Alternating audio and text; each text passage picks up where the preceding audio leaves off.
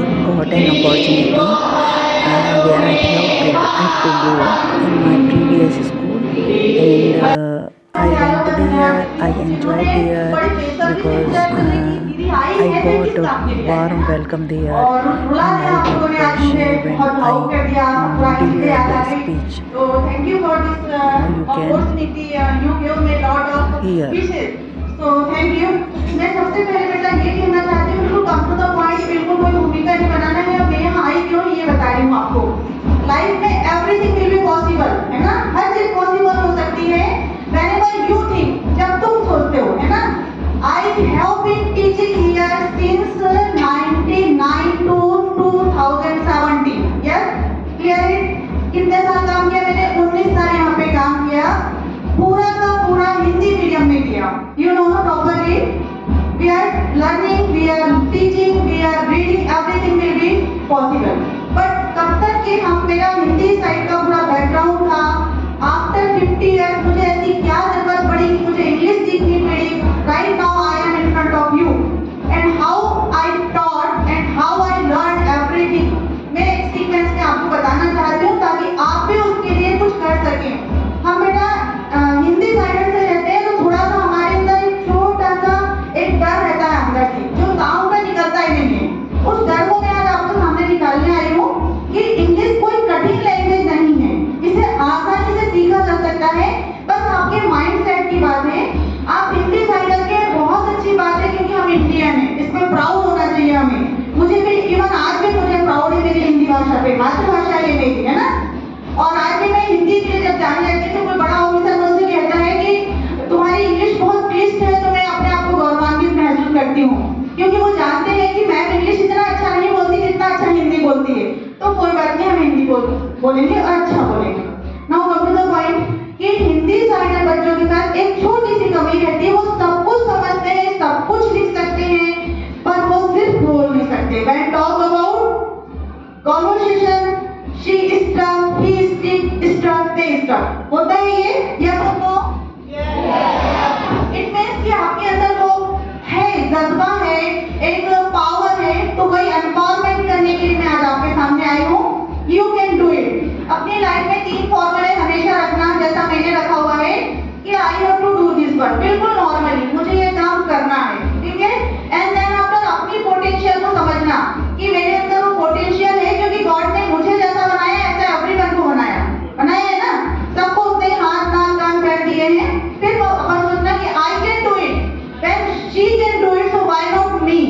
तब सोचना कि मैं भी कर सकती हूँ।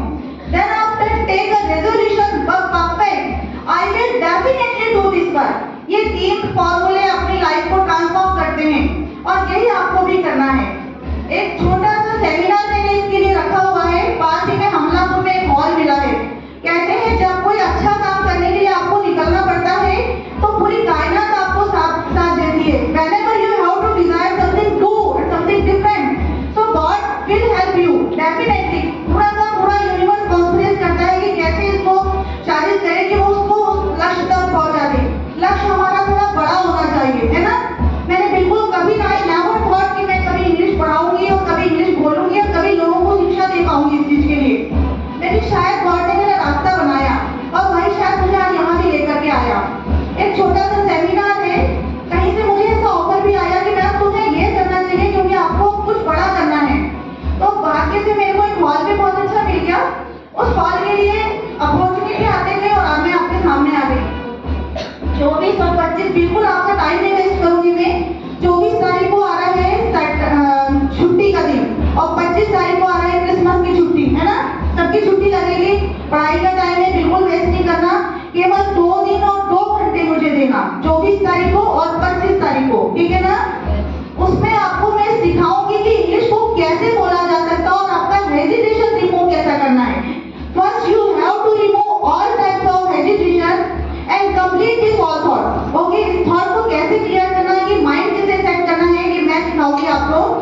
केवल आपको 1 घंटे मेरे साथ बिताना है, बिल्कुल फ्री ऑफ कॉस्ट, कोई कास्ट नहीं है उसमें, ठीक है ना। गाइस ये चीज ध्यान रख लो कि अगर आप कर सकते हो, अगर मैं इस उम्र में कर सकती हूँ, आफ्टर 50 में कर सकती हूँ, तो व्हाई नॉट यू? कर सकते हो कि नहीं? जब आप 10th का रिजल्ट अच्छा दे सकते हो, 12th का रिजल्ट अच्छा देख सकते हो,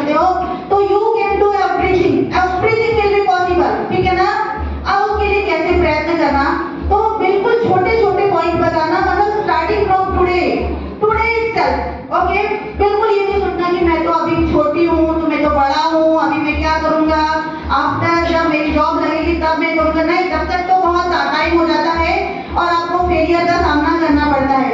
तो why not you have to do this work right now, आपको अभी ही करना चाहिए, क्योंकि 15 साल तक की आपकी उम्र रहती है थोड़ी एंजॉय करने की, पढ़ाई करने की, लेकिन 15 से 16 का समय ऐसा रहता है टर्निंग पॉइंट। तभी आपको डिसाइड करना पड़ता है कि we have to do something different, हमको किस फील्ड में जाना है।